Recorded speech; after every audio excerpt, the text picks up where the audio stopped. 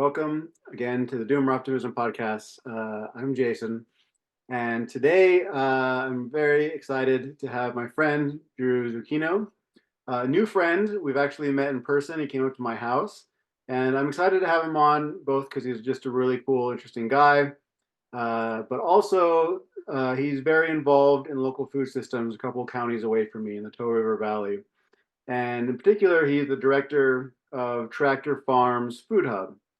If you follow this podcast for a while, you'll know that we're very interested in local food systems, how to make them more viable moving forward in society. And food hubs are a really interesting kind of model of how do we connect farmers to people who eat food.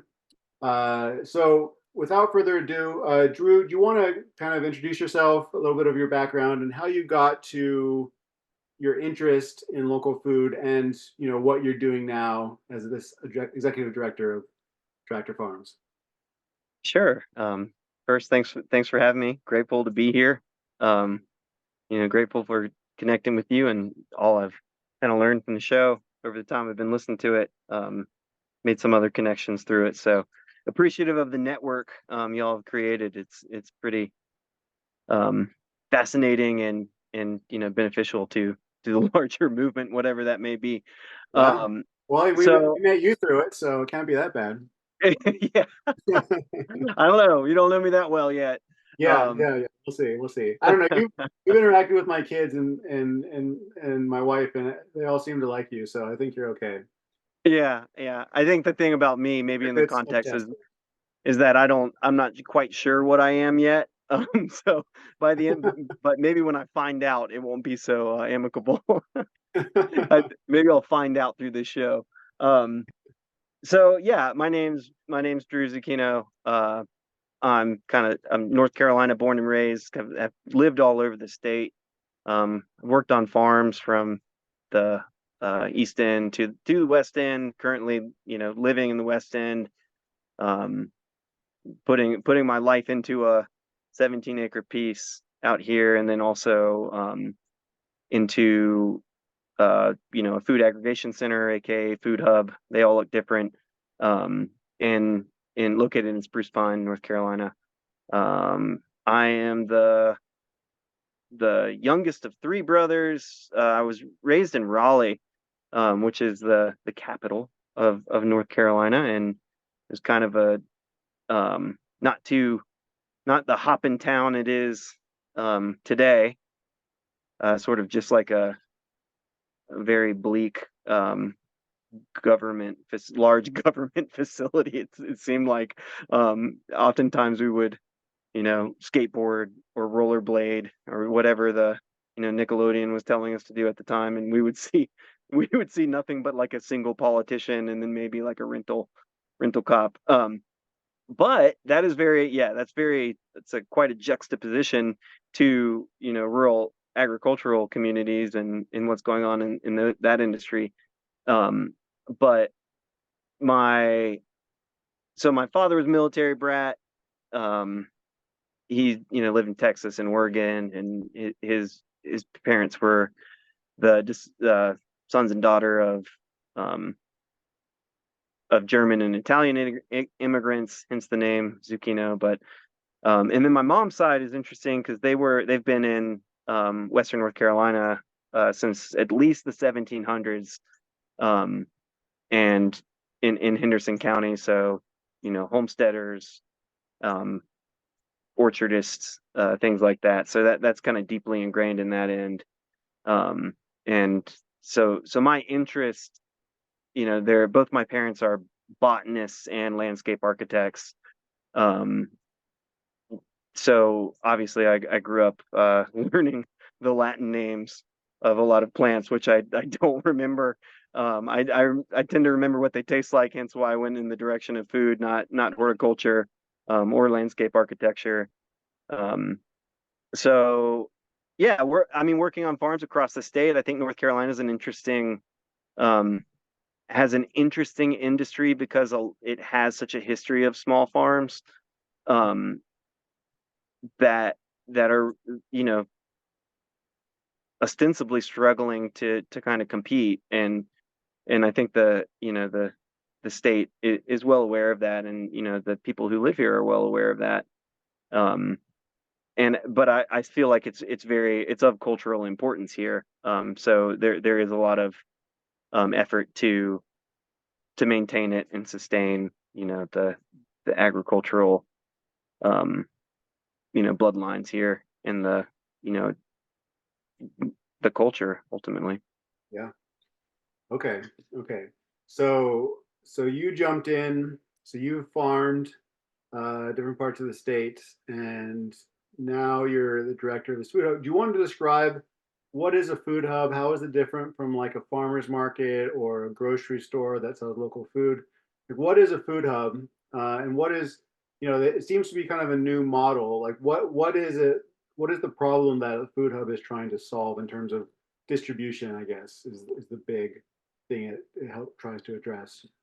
Yeah, in terms of infrastructure, it's very similar to like a what you would see in a rural community pre World War II, before like the heavy consolidation and concentration of the food and ag industry. But there, yeah, I mean, somebody had to be there to aggregate in these rural communities all of Right. this product, which was either tobacco, and people had figured out that if we're all growing the same thing in the same region, we can put a name behind it and it's marketable. Vidalia onions, um, mountain apples, like that sort of thing. Um, so what a food hub does is kind of like a revamp of that. It's like as far as the infrastructure and equipment and kind of like its position in the supply chain is nothing new. Um, but I think like what's different is the approach and how food hubs like really intend to reach like a local market as opposed to just like exporting everything, not out of the country, but just like out of the bioregion, for example. And that was something that really struck me in my early 20s working on a small blueberry farm in Pender County, North Carolina. It was I think 65 acres of blueberries. That's small when it's flat. A big farm here is 10 acres if it's in fruit or vegetable production, just based on the geography. But out there you have thousands of acres, of blueberries. So one thing I recognized early on that I was like, wow, this is kind of messed up. There's one place to buy produce, and it was a Walmart, and we were in the middle of the season. We were harvesting for 12 hours, just gobs and gobs. We were mechanized, small scale mechanized, two harvesters, but we're talking like you're running down a row at 1 mile an hour, and you're getting a gallon per minute of of just like perfect blueberries. This is a conventional farm. It's in that it's kind of in that realm, but there were days where after work I would go to get something to eat, um and there are blueberries in the Walmart like from Peru, uh and they were being sold at higher of a price than the wholesaler was buying from our farm, Mm. which was just sort of surreal to me. And then there are certain as I worked there for 5 years, and as I just kind of kept asking questions, and it trying to get at like why weren't the markets more localized, because there's a lot of people kind of struggling around here, and I'm sure they're not like flush in fresh healthy food, but coincidentally it's right across a ditch when they're driving from work. So why aren't they having access to that? And a lot of it had to do with insurance. Some was just overhead on the farm, but the systems just weren't set up. Um, so when I came to I kind of moved out west with my wife, before we had kids, to just sort of see what a smaller kind of permaculture farm looked like. an established one, really. A good friend of ours, Pat. She's shoot.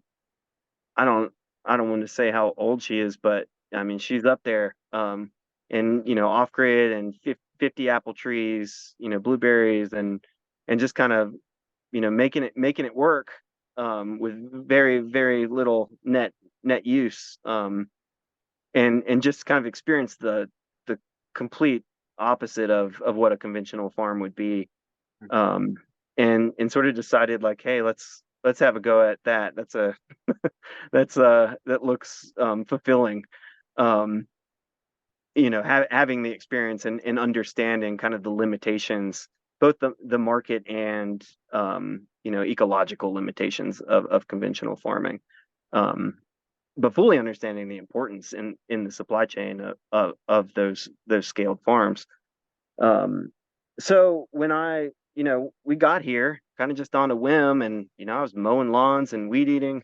And then I came across Tractor, which was in Burnsville, North Carolina at the time. We've since moved just kind of 20 miles down the road, but just looking at it, I mean, I think it really was one of the first rural hubs in the state that had that level of infrastructure, like walk-in coolers and forklifts and trucks and things like that.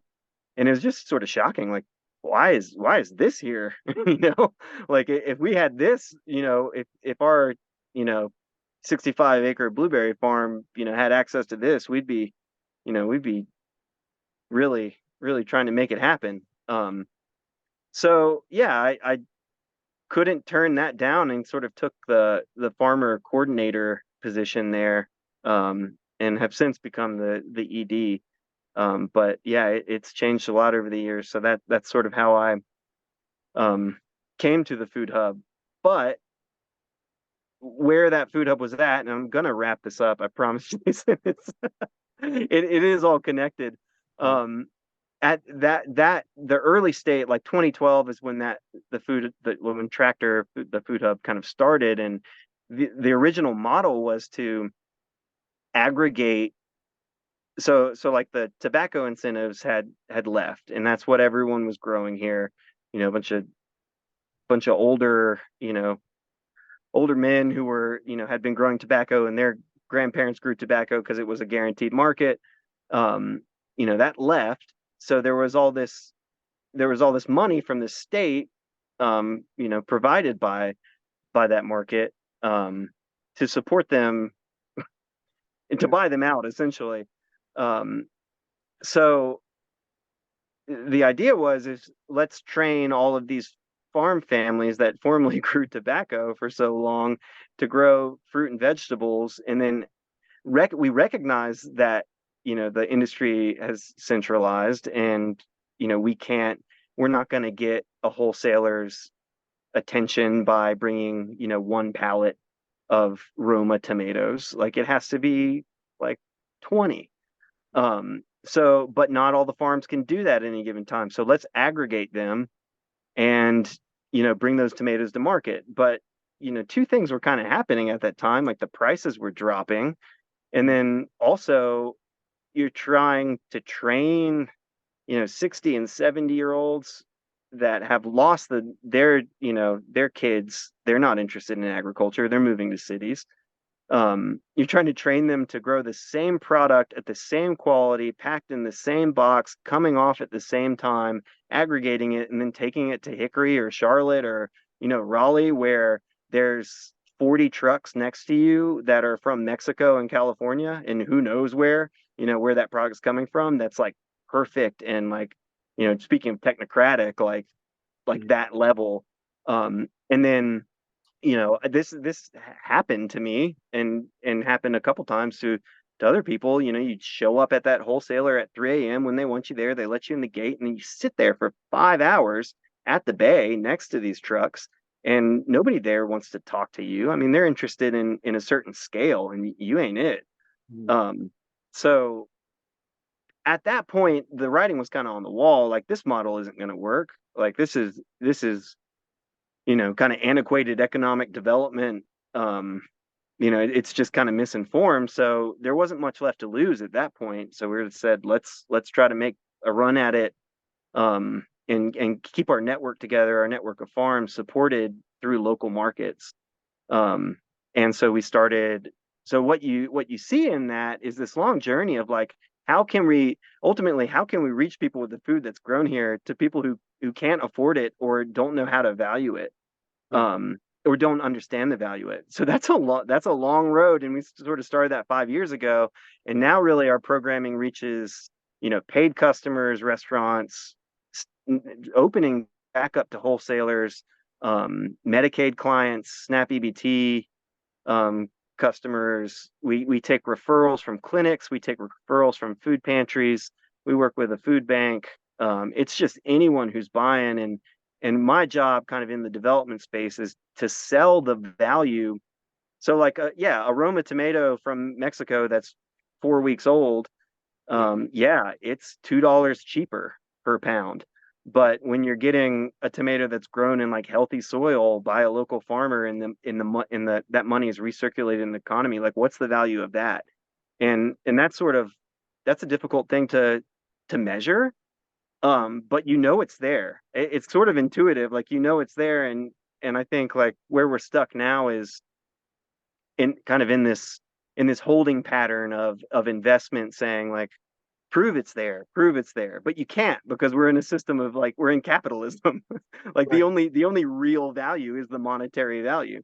Like you can't put a number on like a 6 year old having a blueberry for the first time and it actually being good and not milly and old, Yeah. right? Like what is the health benefit of that? What does that like do for that child's mental health through the rest of their life if that quality is consistent? And I can ramble on forever, but I'm sure you got a list of questions. Yeah. No, absolutely. So we have a food hub here where I am too in Watauga County, and I think you mentioned a while back that there's like a dozen now in Western North Carolina. Is that about right? Yeah, and the interesting thing about the food hubs is that there are a lot of it's really just like driven by like a group of people in a community. Yeah. And that is one thing that kind of concerns me, is like this kind of appropriation of the term, right? And like really I really try to steer away from that, because there are churches that are food hubs. There are Yeah. food pantries that are food hubs. There are local retailers that are food hubs. They're not calling themselves that. Right. And and what's kind of happening now is you're seeing you're seeing like investment organize around it. So they're starting to set up like qualifications of what is a food hub and what's not, which is a really dangerous thing, I think, because what it starts producing is like this expectation that there's a right way to do it. But we're working like every community is so different. Like I'm in a county of 15,000 people. You think our food hub is going to look the same as like Boone, where there's Appalachian State and like extreme wealth, coming to vacation there? Mhm. No. And to think that like this, like, to think that $1 million of investment in Boone and 1 million here is going to do the same thing, it's not.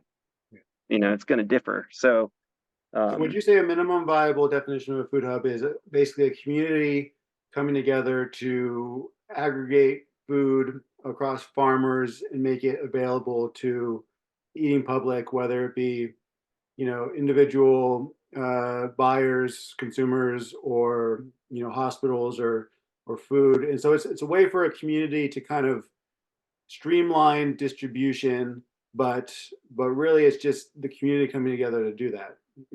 Would that be like a minimum viable definition that you would say? yeah, I think that's fair, and really to increase access. And then from an economical standpoint, it would be to pay farmers more. I'll just be very blunt about that. Yeah. Like the number one thing you see across the board is that like farmers need more revenue to operate Yeah. at any meaningful scale to serve a community. So, that's an important aspect if we're taking that approach. But there are plenty of food hubs that like, they're sourcing from 30 or 40 farms that those are hobby farms, and people are just like excited to, post on Facebook or post on Instagram, but they're not looking to scale. They're not running a business. They're working other jobs, or they're sitting on capital from a tech job or something like that. And there's, everybody is important in the food system for sure. But yeah, that's the range, and that's really hard to like build a definition around. And that's just what I've seen in the state. Right. I mean, can you imagine what the West Coast might look like at this point? Because they've Yeah. been sort of Speaking of they've which, been we sort might of be having ahead a and conversation organized. with a couple of West Coast, Oregon and Northern California food hub director managers as well. And so we might have a panel, just FYI to the audience on that soon. So that'll be interesting to look Yeah. at what are these differences. So the food hub here. So I'm in said food hub of Boone, Watauga County, which does have a lot of wealth, has a university, it has a lot of vacationers and second homers and stuff. Um, and the food hub here, from the point of view of consumer, I can go to a website. It's almost like a local Amazon, right? Where I go, I have a cart. I can go through a list. I can sort by items, or I can sort by farmer. I can pick all of my items by a certain date, usually by Monday, and then I go to a certain spot on Wednesday, and I basically pick up all of the items in a box. And presumably, my understanding is the orders come in on Monday. The farmers know, okay, this is the Mhm. demand for this week, and so this is what I need to bring on this given day. So I think it's helpful for them because they know how much to bring, and they're not waiting. They just drop it off, and so it's not too much of a time commitment. Um, that's how it works here. Is it something similar to that at Tractor Farms, or is it different? I'm just curious. It is. It is. That is like a pretty consistent operation that's kind of developing, Yeah. at least for that singular market, as like a food subscription, CSA. Yeah. And there's a lot of benefits to that kind of across the board. Because if you remember, like, you know, a decade ago, it was all about, and it still sort of is, but it's fizzling out a little bit, at least in rural places. It's all about the farmers market. Like that's the economic development model. But Yeah. like if you've ever farmed, the last thing you want to do is get up at 5 a.m. Like Mhm. hope to God it doesn't rain, so people with deep pockets come to your farmers market, Yeah. sit there for 5 hours, hope you sell everything, and then Mhm. if you don't, you're eating a lot of lettuce or Yeah. whatever you think can sell. We've worked with farmers that have said, like, I haven't taken a vacation in a decade, Yeah. and I don't have to go to it now. Mhm. And so it's a capacity builder in that sense. And then another interesting thing on the supply chain end, or as far as the demand end, supply chain, that's a little wide, but um, what if you're serving SNAP in clinical referral and food pantries and things like that, like from a data standpoint, you actually get true demand of a population or a Mhm. demographic, not a market, which is interesting because like we know, like early on, all the farmers were growing kale, Yeah. and we're in a county of 15,000 people in very rural Western North Carolina, and like they don't want kale. Yeah. Like somebody who's visiting here from Florida might want kale because they like went to a farmer's market and like learned how to use it or enjoy it. But people here, there's and kilt lettuce and stuff like that. So we jumped on that pretty quick, and we were able to like impact what was actually being and influence what was being grown by population demand, not market demand, which is really interesting because farmers markets don't really have that kind of power. Yeah. Must be a deer out there Is that because deer our gonna show up at the food hub packaged? Are you gonna I you don't gonna get think it after this call and take it to the food hub? I don't think the USDA would be too into that, or the NCDA or Extension or anybody who has to do with food safety. I'm into it. I might do it, but Yeah. Yeah. just kidding. We don't hold any That'll be your non-USDA formal food packaged. hub that is not part of this is the food hub that can't be named. Yeah, yeah. Branded Delete that. that. No. Here we go. So okay, there's a couple topics that immediately jump to mind that I want to talk about. So one, and we've talked about this a few times before, is this idea. The investors who are wanting to come in, who are seeing, Mm, okay, this might be a growth market, and the problem is that they want to be able to quantify what is the value of this thing. It could be a a private investor or a public investor, an NGO, whatever, right? And yeah. how do we quantify the value? We've talked about this, the thing about local food systems is that there's a lot of, you know, many intangible values that are very hard to measure, and even the act of measuring them might ruin them, right? It might actually corrupt Hmm. the intangible values that you get. So we can list them off. There's ecological benefit if farmers are using, you know, responsible practices. There's community and cultural value to preserving traditions, allowing people to, spend a good portion of their time being farmers, right, to make a living.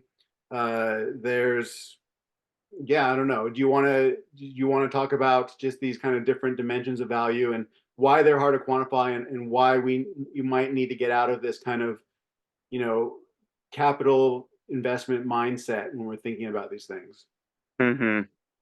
Yeah, I think I feel very intuitively that, and you're kind of the first person I've heard this from, that like it might actually ruin it. Um, and I think like there's nothing, my question, my kind of big picture question here is like, what else is there? Like if we're in competition for investment, like Mhm. I want to know what else there is other than that kind of like technocratic supermarket, heavy duty like global supply chain, supporting communities and extracting everything. Yeah. What else is there to leverage here? Mhm. And there's been study after study in the 5 years that I've been doing this, and we're answering the same question, like what's the return on investment? Yeah. I don't know. Does anybody else know? Is there anything to measure this with? Right. Right? And in that measuring, like you have to you start you'll start squeezing out the soul of all of these, community organizations and businesses that are responding directly, Right. um like to a community's needs and to an agricultural network and farmers and their families, like, um so yeah, I don't know. I don't think there is a way to quantify it, and the qualitative measures are like, so obvious, um of like maintaining our spaces, like conservation of land, conservation of resources, Yeah. stewardship, um Public and health is another one. I mean, yeah. the quality of the food makes a big difference. The nutrient density, the chemicals that are used, et cetera. Yeah, I don't, on that end, like I don't know what science isn't there. There's already several, bona fide studies that are showing like the nutritional value of fruits and vegetables and foods produced on healthy land Yeah. is like, multipliers Yeah. higher than what you would get at a super, like even the genetics of those conventional large scale seeds that you would use, Yeah. right? Of those plants, like the nutritional value has actively been breeded out of it for cosmetic, for Yeah. a cosmetic beauty of it. So it's, yeah, I'm it's really frustrating at this point to be in this space and be dealing with that, because I feel like I've been communicating that for 5 years to Right. spaces of investment, and here we are again in another cycle um of investigation. And but I haven't seen any competition. I Mhm. really haven't. Like I don't think anyone else has either. We've all just been, all of these communities that have created these very like adept models and intricate models to respond to their local demographic, um to both the people who are living here and part of the food system as consumers, and then the farmers too. I mean, we're just waiting. We don't know I think we don't know what else to do. So, and I get the feeling that there's just not that sort of entrepreneurial, if that's entrepreneurial, can't say that, spirit like in the investment space anymore. Like if it's not going through H&R Block, and like someone's not telling you it's the right thing to do from a high level, like Right. everything has been consolidated to a point, like Mm. It's not like, no, you need to invest in corn, like grown in, corn grown in this bioregion. It's like, no, you need to invest in corn. Mhm. Like there's no specificity to it anymore. I mean, I'm not that educated on that space, but like just the kind of responses we get when we're talking to people who are even interested in community health, right? Like investors interested in community health and like economic development and housing and transportation with social determinants of health. There's kind of this like hesitation to even integrate integrate food systems in a real way. Yeah. Well, I mean, I think that there's a lot of arguments that, in terms of economic, social benefits to local food, but is the path forward then to just, to kind of just go by vibes? Like, look, this feels more wholesome, right? I know my farmer, you know, it's more connected to the landscape, to the viability of the long-term ecological health of the landscape. Food tastes better. I like to know where my food comes from. Like, that's more of just kind of like a vibes argument, right? Where just like this feels more wholesome. This feels more real. It feels more resilient and sustainable. And sure, there's tons of studies you could cite to back this up, but maybe we don't even want to go down that path of like the numbers spreadsheet path, right? Like maybe we just want to say like, no, you know, this is a better way forward because I feel that it is, and Mhm. I want it to be. Yeah, yeah.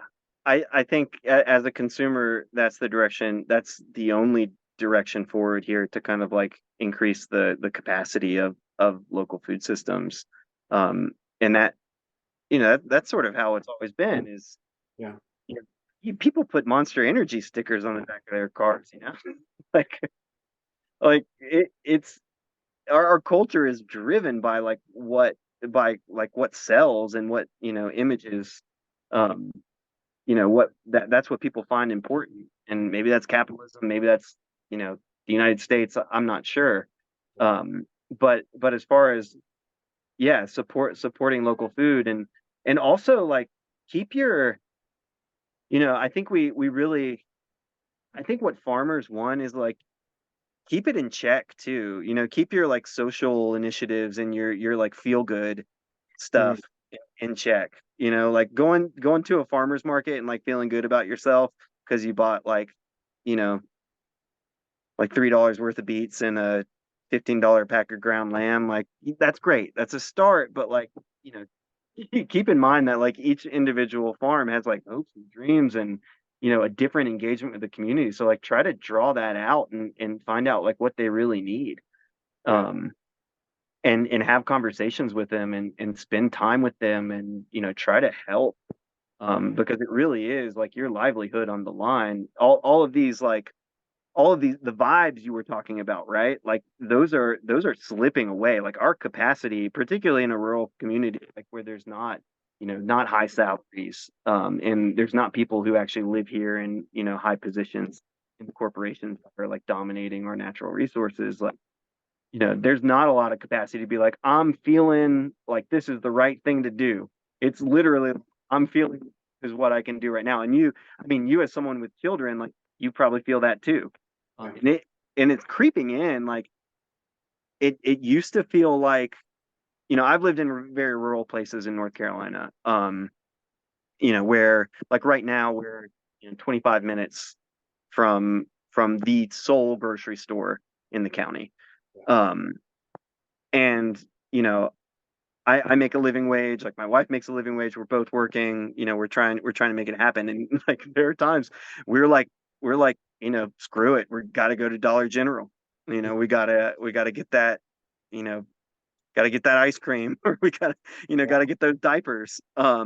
definitely. So I mean you can imagine a farmer who's like, you know I'm I hope my crop doesn't freeze.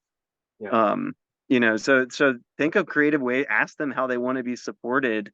And it doesn't have to be charity. Sometimes that is good, but it doesn't have to be that way. It can, like, there's other ways to offer capacity. And honestly, like, if they were trying to rip people off and make a killing and bring in a bunch of revenue, like, they wouldn't be farming. It's the tried and true, like, test of character. Yeah. It's sort of, and unfortunately it's kind of always been that way. Maybe not in the earliest of American history, but Mhm. when it was kind of a brutal industry. But Right. Yeah. Well, this kind of leads me to my next question about kind of the cultural dynamics, among in the local food system, among farmers, among customers of local food. And we talked about this before, but there seems, at least in my mind, there's kind of like two main demographics. There's kind of like the old school traditional farmers. Their families have been farming for generations in this area. Um, this area kind of enforces small scale because of the topography. So we're not like the Midwest where mhm, humongous combines can be roaming across the landscape, right? It kind of enforces small scale, and so there's traditional farmers who still farm that way. They've had to adjust. Here, most of the farmers around here are cattle farmers. I assume that has to do with low labor inputs in particular. Given the fact that a lot of the young people are getting out of farming. So you have kind of like traditional farmers, more conservative, right? Um, Disposition in general, and then you have kind of the more progressive, crunchy element, right? mhm.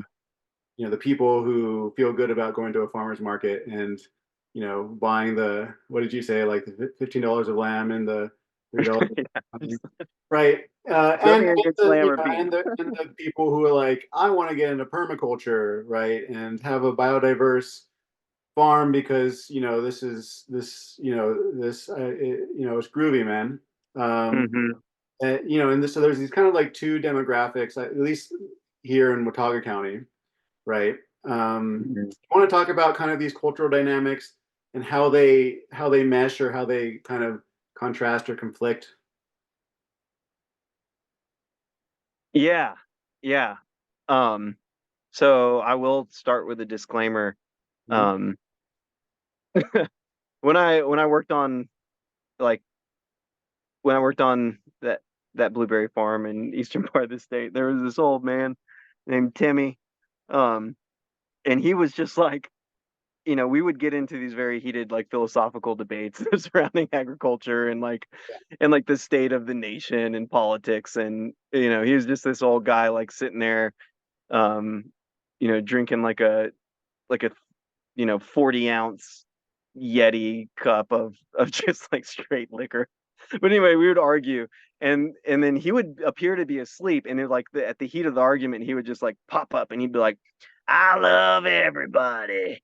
So that's sort of like, that's where I'm at, and, like, I might say things that offend people, but, like, really, like, that in my heart, like, I feel like everybody has a place to play in this, and there is a time for, like, a dogmatic approach on Mhm. the conventional side and a dogmatic approach on the permaculture or regenerative farming Yeah. side. So, but I will say that I feel like that's where, from the cultural perspective, that's where, like, a food hub can be very impactful, Mhm. right?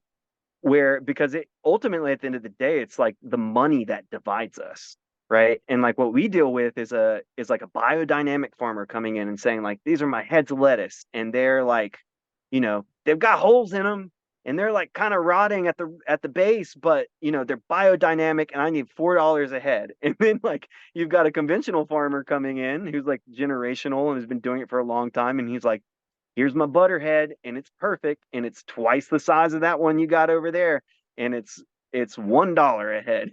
like Yeah. like what do you, and then then you have to, like, translate that to a consumer base that's like, Mhm. is it organic, Mhm. or is it, or this isn't quality, or, Right. like, I want quality.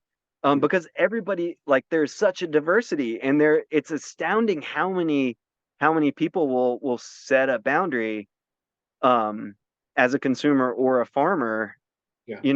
of what's acceptable or what's productive, I mean, I'll go even this far, like what's beautiful or what's right, you Yeah. know, like what's art.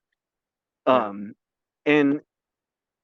and that's the toughest part. Like that is the result of that sort of like dogmatic approach.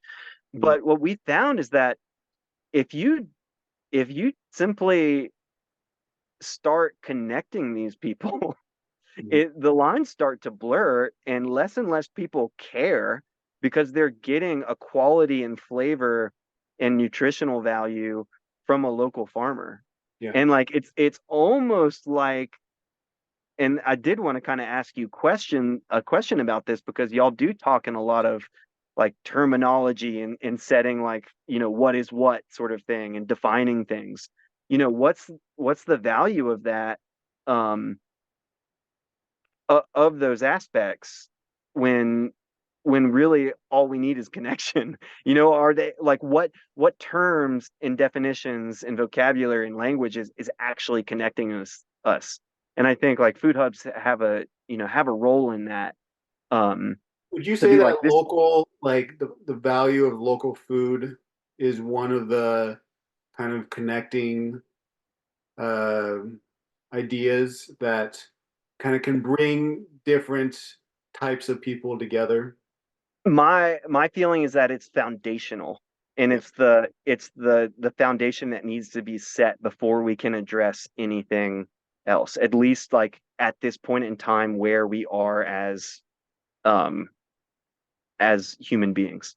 Yeah. Because like we are so subject to this system of like commercial industry and scaled industry and like corporation, right? That we this can be the foundation to start breaking that down Yeah. or reinventing it.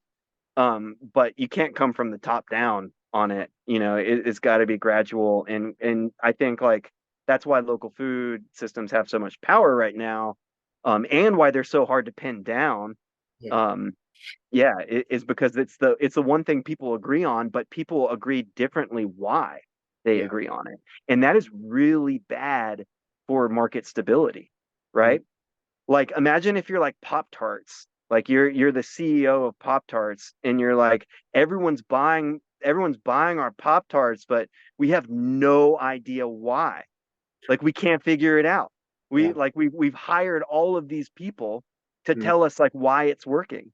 And we can't figure it out. And we don't know if it's sustainable. So we can't expand. mm, We can't like, do our market thing and do our like corporate thing because we have no context for our success. yeah. And that's like, I don't know, to me, that feels like something worth investing in. I mean, it's like it has so much energy behind it and it connects with so many people. I mean, we can go through the list of like vibes and values, Mm, of why it has so much value, but it would not even scratch the surface of some of the, less tangible kind of like, um yeah, yeah, the less tangible vibes yeah. that people are feeling around it. Right. And so, I mean, I'm just trying to, in my mind, unpack, why local is so foundational. So, local means tangible relationships, right? Both with each other and with the land, right? So, and we're living it seems like in a time of industrial modernity where a lot of those ties are breaking down. A lot of, especially say millennial generations are, moving around a lot. A lot of people aren't now where they grew up and they've moved several times. Um, and Hmm. there's a certain attraction to that, right? Of like new experiences, all of these things. But it seems like a lot of people are waking up to the fact that one, there's this kind of a hollow, void in their life that they can't really pin down, and there's lack of real depth in relationships and kind of situated awareness. Um, and we're kind of in a vulnerable place in global supply chains, in the sense that you know uh, if we don't know where food comes from, if the machinery that gets it all to us efficiently breaks down for some reason, some kind of shock, geopolitical, energetic shock, whatever, whether we're in a very vulnerable place. Mhm. So lack of community, lack of sense of community, lack of sense of kind of resilience and familiarity with our life support, is that kind of composed, part of what composes why local is foundational, and would you add anything to that? Yeah, that's the most like long-term kind of visceral um benefit Yeah. of it is the resiliency aspect. But Mhm. again, like people don't really know what that looks like Yeah. because these systems are so complex Mhm. that and their ability to respond is complex as well. So like when you talk about resiliency, someone's always like, what does that look like? And you're like, well, show me what the apocalypse looks like and I'll respond. It Yeah. it really is like it's this very human thing. Mhm. um it's kind of like it's a physical action, this innate kind of like human, like collective human response to situations. Yeah. um like yeah, if you it like and that's sort of, and I think there's a lot of interest that like doesn't want to see that. There's a lot of corporate interest in that doesn't want to see that, and it's happened before, right? Like if you show up to a community that's like operating and happy and like net positive, Yeah. and you start like meddling, Mhm. you might get punched in the face by local food or and farmers. Like that's kind of an agrarian approach, but like, and you might not know why, but you just got punched in the face. Yeah. And so that tells you one thing, that like maybe you're not welcome. So it's a system of protection for people who have no other way of protecting themselves and their natural resources, and what they rely on for their well-being and in their future. Um yeah, I think, yeah, that's really all I have to add there. Okay, um other topic, and this is very salient, I feel like, in Watauga County, but maybe it's salient where you are as well. And that's, relationship between the commodification of land, you could say real estate prices, land prices, and everything that goes along with that, property mm, taxes, all of this stuff, and kind of the viability of people to make a livelihood as a farmer. Here, it's the property values are going through the roof. There's very little arable land just in the topography of the landscape. Some of it's being used for farming, some of it's being used for, you know, Floridian snowbirds to, enjoy their retirement in the summer. What is the situation where you are with that, and how is that affecting kind of the viability of farming as a livelihood? that yeah, that's something I don't think like our small organization is equipped to address. Yeah, And I think like I wish some of my colleagues at some of the conservation entities were here, particularly that run like agricultural easements or that facilitate agricultural easements right. um, through the USDA. That's a really like land is power. And there are some very influential and wealthy people involved in that, even in the like charitable space. I mean, there's ways to leverage charity to make money um in that. It is it's not accessible to like your layperson Yeah. in these places, and that got significantly worse. Fortunately, we our family was able to purchase to put things together to be able to purchase our land in like late 2019. Yeah, But we talked since about then, that. Same with ours. We yeah, haven't been yeah, able to afford no, our 5 acres today. I mean, if we wouldn't have pulled the trigger, as a family unit at that point, um, we might very well be in an apartment in like a suburb or or wherever we can be. Would I it be think fair to say that in much of North Carolina, the two demographics that can farm are either you still have family land that's been in the family for generations and you haven't given it up, you haven't sold it, or you're like some person from a tech background with, or whatever, flush with money, who suddenly you're interested in farming and you read a permaculture book. Are those the two demographics that are basically able to farm? I would say that that's the dominant ones. Yeah. There are like there are like, a lot of the farmers we work with are have secured land. I'd say it's getting better. Um, but it takes a very, like, if you've been able to do that, like, while running secure land to like scale your farm business, Mhm. you are the cream of the crop, baby. Like, you're in good shape. Like, you probably gonna figure it out, or you have the best chance of anybody. And we Yeah. work with, we work with several farmers who have done that, and like that is just like it brings a lot of joy to me to see that happen. Like, yeah, we work with a farmer, like a young couple that just bought land, and it was like the most uplifting thing I've heard, because with our work, we're working with food insecure individuals, like people who can't afford like fruits and vegetables, to farmers who are just like the who can't afford fruits and vegetables. Like, even though they're farming, they're like it's such a a bad scene. But we've like, Tractor has attempted to kind of like has attempted some models at providing land access. There is actually like, we lease, we don't own it, but we lease like some land in agricultural conservation.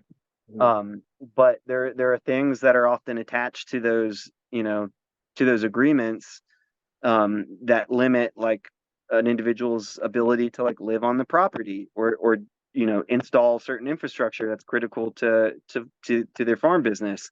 And so then it ends up requiring them to travel there, and to move a tractor, or move equipment, and around here where the geography is pretty windy, and that's a huge investment. And so what we kind of ended up with is, a lot of people with hobbies out there, not really. Yeah. There were several years where people leased it, and then you know plowed it and tilled it and then left it, Mhm. because their other work got busy. So like, those out there, like, that's not a sustainable model. It might be in like an urban landscape, Yeah. where like there might be a community, like a concentrated population to address it, like a scaled community garden sort of thing. But like, yeah, as a food hub and community organization that's been doing this for a decade, like, really, like, take that experience into consideration when a wealthy landowner comes and says, hey, I want to buy this 60 acres or whatever, and put it in conservation and let a farmer use it. Like, there are so many strings attached. Like, most farmers will know better, but the ones that don't, will get themselves into a lot of trouble. I mean, there was a year, from what I've been told, this was prior to me, but somebody put out $30,000 worth of cabbage and lost it overnight to a flood. Like, that's, that there could have been something done if they were there, or but that's just not a great model. But honestly, like, that's the best thing we have had access to. I mean, that was unprecedented, for a small rural um, food hub to get access to 30 acres of like, arable, like, prime bottomland. Yeah. Incredible. What a beautiful thing. Mhm. But lessons learned. It's tough. It's got to be real. Like, there has to be financial and like cultural equity in the land. Mhm. And that means like farmers being there and being committed. And that kind of arrangement goes both ways, between the community and the farmer. Like, everybody's got to show up, and that's a hard thing to do. I hope to get there. I really do. Like, within the next decade, hope to have um some kind of like scaled level of production that works for the community and the farmer. that has no other option, right? That isn't sitting on like tech money. Yeah. I mean, my experience is a bit biased here because I taught for a while in a program called Sustainable Development that had an agroecology track, and so I interacted with a lot of students who are really really interested in agroecology. We have farm classes and all that. And ask them, what do you want to do when you graduate? And it's like, well, I want to start a farm or I want to get into farming. And in some ways, I'm like, that's great, but in other ways, I'm like, I don't know how you're gonna, I don't know how that's gonna happen, right? Like you're gonna maybe be a farmhand for a while, and then maybe you might come across some land. They might enter in some kind of crop share agreement or Mhm. eventually take over a farm that they're working at, as the people age out. But presumably a lot of these students aren't sitting on, a lot of tech money or something. Maybe their parent, maybe they have trust funds. I don't know. But yeah, I mean, the path for young people who there's a lot, around here, there's a lot of young people who are very interested, but um, the actual, logistics of getting the capital you need to get set up is quite daunting. Some are able to kind of figure it out, but it's very high bar. Yeah, I guess this is the time. This is the time for me to be real. Yeah, uh, yeah, like if we're talking about what I've sort of come to accept after, you know, living in one of the most, buying, buying property and homesteading here, essentially hobby farming at best. Um, what I'm working towards is at best the ability for my children when they're of age to like full-time farm. yeah, Like that's kind of like at Tractor, that's sort of what we what we're kind of all agreeing with is like it's not like if you're 20 or 30 or 40 and there's no institutional knowledge in your family, there's no capital, there's no land capital, no cash. um Even if you have that cash, like finding a workforce mm, um that can manage an operation at scale, that's it's unlikely that you get that without really sacrificing a lot of other aspects of your life. Most of the farmers I know that are buying land and expanding their business, like kids, not like that's not in their world. Like raising a family yeah, um is not part of that plan necessarily. And if it is, like, you know i'm I, I'm so supportive of that, and like we're thinking about like how to set up systems that build capacity there.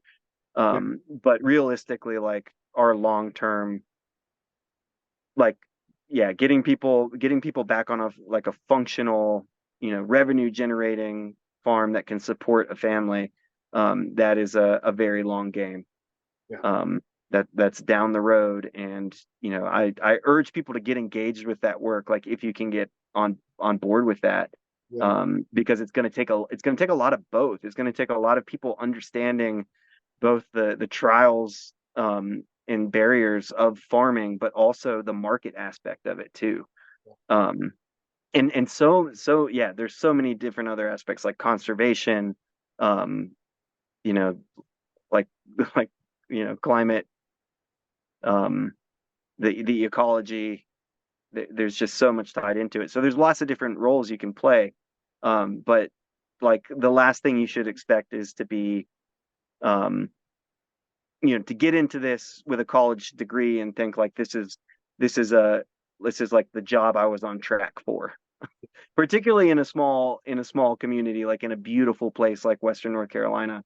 Like if you want that, like if it's financial stability through farming you're looking for, like you need to go corporate and you need to go fast. And you need to try to like save that end of things and like integrate sustainability on that end.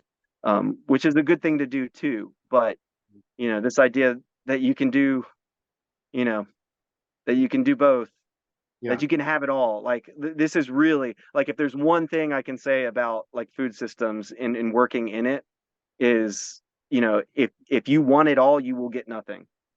Yeah. You have to accommodate and you have to make compromise. And that's sort of what farming is, and that's the culture of it. And like that's why you see um, a lot of older farmers just like kind of keeping it quiet, you know. It will beat your opinions out of you relentlessly, Yeah. and if you try to hold on to those opinions, you'll have nothing left. You gotta learn and adapt and let the world come to you, and try to make the most of it, and try to be, just the act of, you know slaughtering a chicken, right? That's sort of what you're doing every day. Right. um Right. and so Not coming to terms. not necessarily romantic every hour of the of the day. Yeah. Yeah, there's no liberal arts degree in like cutting the throat of a chicken or wringing its neck. Like it's, you gotta live it. Mhm. Yeah. What, as you say that about kind of how you're thinking about your own family, I resonate with that a lot. I mean, it's very similar to how I'm thinking about it as well. Um, I don't expect to probably be able to quit my day job anytime soon, any decade soon. But my thought or my dream is to at least put our kids in a position, through what we're doing on this land, through what my wife's doing with her pottery, to give our kids the option of being able to graft onto that somehow. Um, Hmm. Local, arts and agriculture, basically crafts and agriculture, and to have at least, being raised in that environment where that's available, where you can learn it, you can expand on what your parents are doing, and maybe figure something out, using, a lot of gumption and creativity, but Hmm. having some kind of, you know, some kind of platform from which to do that. And, and I think I'm less idealistic for my own, for my own prospects in that way. But I've definitely come to the view that, maybe I can help be that platform. And that's a pretty good, I feel like that's a pretty good goal for my wife and I. Yeah. Yeah. Yeah, and that's like I appreciate you taking like the optimist. I feel like my version of it was very doomer. But really, like I think like human beings only live like so long, and if you can like offer yourself to a future which you don't exist in, Mhm. that frees you to Mhm. do so many other things. And like you were saying, like if you can commit yourself to like just providing an environment and exposure to move forward Yeah. in a good way, for your kids or someone or for the next generation. Like you're doing the work. Like you don't have to, produce 10 tons of, apples or ground beef to make a difference in the local food system. Like if you commit to, the philosophy in your way too, Mhm. um, yeah, you can make a difference. And I've seen that in 5 years at our work. People like, yeah, our staff is so impressive because they all do it in different ways, and they all come from different backgrounds. And like getting it, like speaking of, meta modernism, like just pulling and aggregating all of the information and culture we can, to try to be, as responsive as possible to these issues that come up, in our community. um that that's a way of being that we hope, you know, people will carry forward. Um, so Yeah, yeah, with you on that. I mean, I think like basically everyone who's on this show is trying to do that, and it's a struggle. It's yeah, tough and it's exhausting, particularly in these first stages of childbearing, and child rearing. I mean, not bearing too, but rearing. Yeah, that's yeah. yeah, Bearing might be the easy part, for a lot of these mothers. It's tougher after. yeah, yeah. Amen. Yeah, I mean, I feel like such a hippie for saying this, but I think I've said this before, but like I think for planting trees, especially nut crops, it kind of helps inculcate uh, this sensibility that okay, if I'm going to plant, say, a shagbark hickory, it's some shagbark hickories that are going to benefit food security in the future. That's probably not going to be in my lifetime, right? And so it does, like for me, I think it's a good metaphor or good analogy, both literative and figurative of what we're Mhm. doing here, right? Yeah, Yeah. Yeah, yeah, the figurative stuff is important too. yeah, If even if you're just like writing poetry or taking a picture of a farm, like that's important. Like people will go back to those things, and that's getting harder. Like mm. one thing about, and I just listened to like the meta modernism podcast, which I thought was so good. I was like, yeah, that's, I guess I am a meta modernist, um I'm glad you but like it. I mean, sometimes I do really kind of conceptual episodes, and some people hate it. So I'm glad you resonated with it. oh man, I loved it. Cool. I want to meet that guy. He had it together. It that was about as clear as I've heard it. I didn't even know I was doing that. I didn't even know. I don't know what I am until I listen to the show. Um, I'm and I change glad we every can provide time. that service. I mean, the ironic thing is like you're probably more in the mix of it, of like the real meat of it than 95% of our guests or hosts, right? But I'm glad that there was resonance there.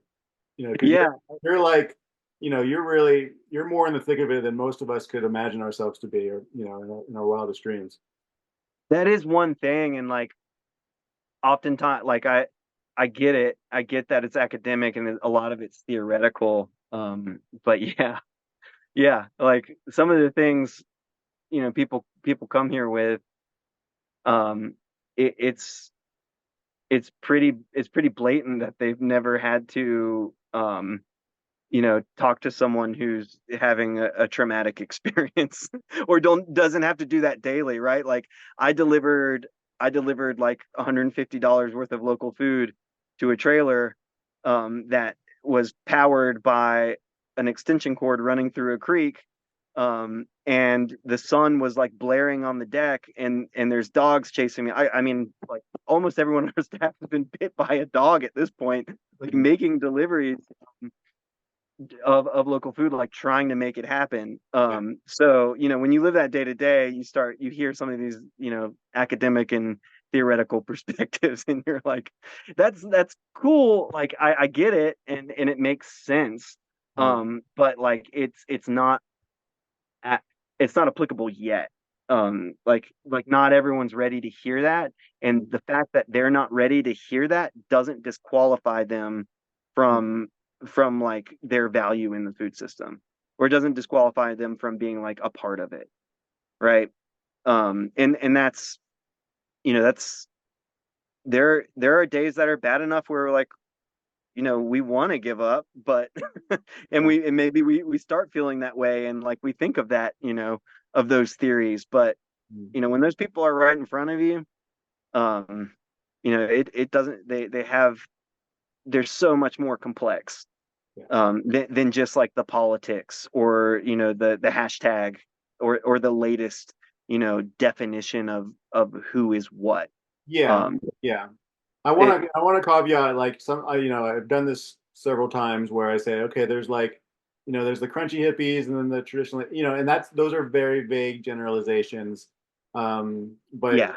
I've Yeah. experienced this as well, that people are infinitely more complex. This is kind of like a framing device of, like, kind of mean tendencies, but there's so many people who are like, I don't know if you're a hillbilly or a hippie. Like you're your own person. I can't, I don't know what you are, and that's okay, right? I don't, Hmm.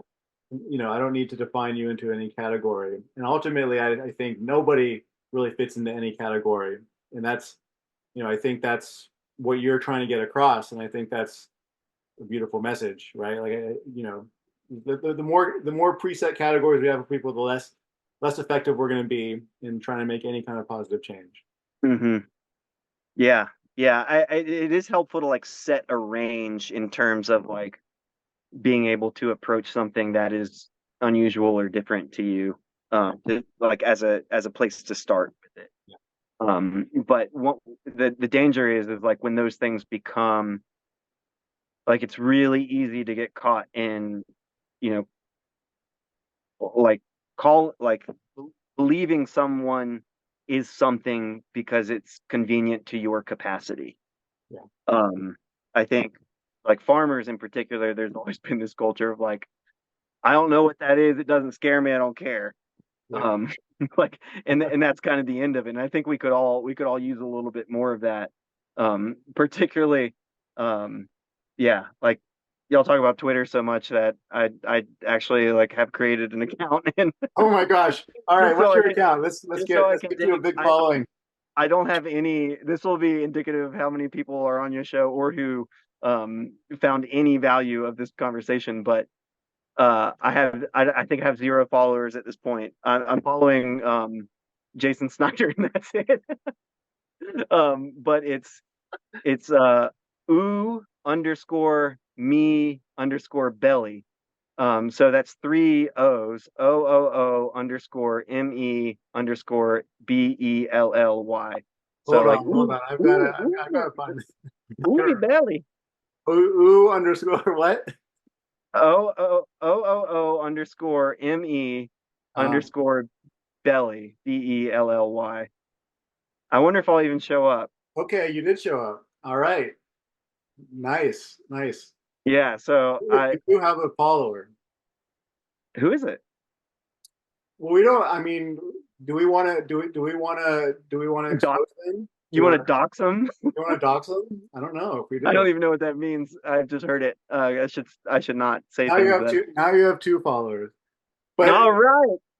yeah, And so I soon, almost, you know, soon I'll start Twitter's writing Twitter's things. kind of a crazy place, and you know, I have a good friend who joined Twitter, and it drove him crazy. And he's a really lovely guy, but it just wasn't for him. Um, it has benefits and downsides. That's, in a nutshell. Yeah, I may be one of those people. We like for work, basically, we use a lot of Facebook and Instagram. And I just feel like it's just moving so fast. I'm 35. Like I was on Facebook like when it started, Yeah, yeah, and just like what has happened. Yeah, we don't need to get into all that. Everybody knows. Everybody who's listening to this knows.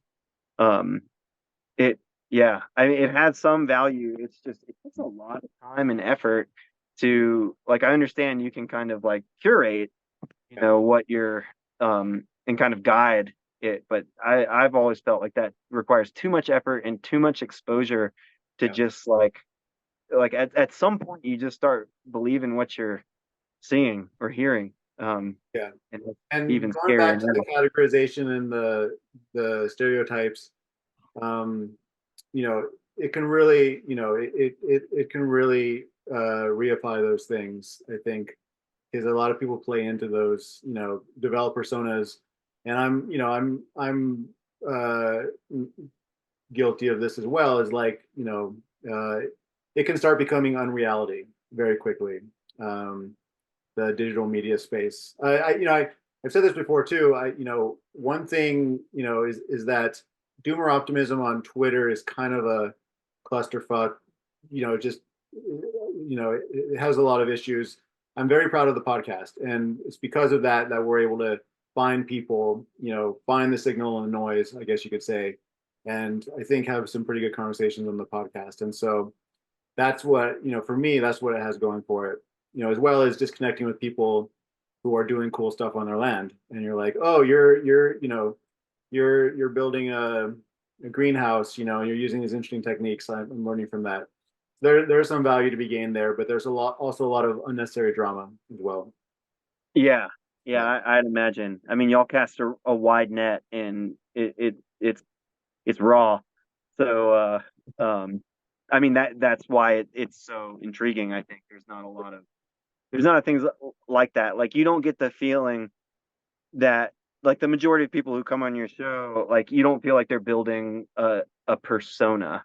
Yeah. Um, and I think that's like interestingly, that's like that's kind of the benefit of like the academic space is Mhm. that like the persona is kind of safe. Like you don't have to like aggravate or irritate in the academic space. You can be like boring as hell and still have like still have something important to say. Yeah. Well, there's a Whereas whole like other set of problems with the academic space, but that's a yeah, yeah, totally, totally. But like Twitter is made for people to irritate other people. So yeah, I think like y'all kind of the way you facilitate conversation, you have that in your pocket. You kind of bring it in and you can reel it back in if it gets too too wild. And like non-productive. And I think like a lot of these terms, the safe way to do it for me is like what I find if you use the terminology to define systems, not people or individuals, that's where you can like where you can really be productive and get something out of a conversation. Like yeah, yeah, that's just it's more palatable for people um because I think everyone experiences that type of oppression, that kind of like faceless, systematic and systemic, right. Right. like so. Yeah. Um, yeah, I mean, there's a lot more that can be said on this. I've got to wrap it up soon. My wife is just calling me. I think I need to help out with some stuff. Yeah, Uh, I'm in the same place. yeah. So, I Drew, this keep I, this has I been keep great. hearing. First Oh of yeah, many conversations, recorded or not. I think our next one will probably be with a couple other food hub directors on the West Coast, so that should be interesting. And I look forward to just hanging out with you again in real life and saying things that we can't say on air. yeah, yeah. I mean, there's not too much. I tried to dial it back a little bit, but yeah, I mean, you've got a beautiful place, and you really are. You're living it. I think we're in a very like similar stage here. So yeah, I really appreciate your friendship here and the context you provide. So um, I love listening to the show while I'm mowing or weed eating. And honestly, I'm honored that you Awesome. wanted to reach out. I mean, you're doing a lot of the things that I theorize about, but you're actually doing it. So I really respect you a lot. And so, yeah, the Well, good feelings go both ways. And yeah, I mean, be careful, buddy. I might end up on our board of directors or something, or maybe Blue Ridge Women in Agriculture. Put in a good word. They'd be lucky to have you. I mean, we would too. Yeah, y'all are have such a broad understanding and of kind of the yeah of the yeah, situation we're in as people who live like relatively close to the earth and are trying to yeah. raise children in the same way and move forward. Um, so yeah, Very really appreciate you and Ashley too if you're out there and all the other hosts. I don't know your names yet. I can't good to remember meet them. Josh sometime. You probably heard Josh. He lives in Wilkes. He's an awesome guy. He's Yeah, yeah. he's one of Josh, our hosts. he's And got a quintessential Wilkes accent. It yeah, seems like. yeah. Well, he's from West Virginia, so he's maybe Oh, got like a really? yeah, yeah. He's from West Virginia. Okay, so maybe it's just like Appalachia, but yeah, I love hearing like yeah, I love hearing dudes like that say like epistemology and shit. Like it's all, Right, right. Yeah, you're like, okay, yeah, it's so much street cred, respect, like you've been around. No, well, Um, at some point we've been talking about this, but at some point, so like we just had last podcast we put out was with Faran, and she's in Southwest Virginia, Eastern Kentucky area, and Brian Miller, who's in Eastern Tennessee, and there's a number of us now who's connected through this network, and sometime we're gonna try and get everyone together and meet each other and have a bonfire or something and maybe butcher some chickens. yeah, that'd be awesome. A little bioregional meetup. Yeah, one of these days. One of these days. I'm not nearly as Ashley is really the event organizer in this network, and I'm more of like I don't really want to leave the county unless I have to person in the network. So, Yeah, yeah, so we're kind of the same way. It's I mean at least this stage with a 1 year old and a three approaching four, it's a lot. Um, gosh, imagine having like farm animals too. yeah, yeah. Whew, don't Okay. do it. Not yet. Wait till your kids can take I care have of the meat farm chickens, animals. but meat chickens only take 12 weeks. Yeah. We Yeah, you do. I forgot you do have chickens. Yeah, that's a have layers, and we did meat chickens, and that was manageable, but ruminants are a whole different story. We're working towards that. Working towards that. yeah. Yeah, baby steps. Well, cool, man. I'm gonna cut it here. We'll talk again, and yeah, I can't wait for this to go out. Yeah, yeah, thank you. Tell your wife thanks for for lending you and for lending you to all the work you do. It's a family effort. We Yeah, we all know that. absolutely, absolutely. Cool, man. All right, I'll talk to you later, Drew. All right, see you.